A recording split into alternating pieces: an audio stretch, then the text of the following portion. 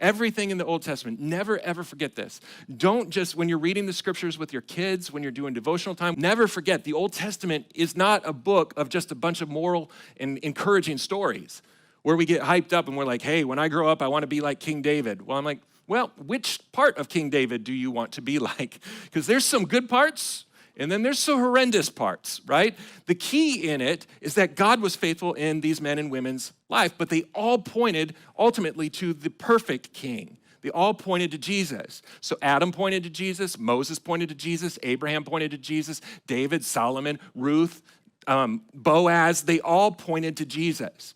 So when we read the Psalms, we don't just read them as, okay, the Lord is my shepherd and there's going to be peace and he's going to watch me and all. We're also looking at it going, wait a minute, there's a good shepherd coming who fulfills everything of the Old Testament.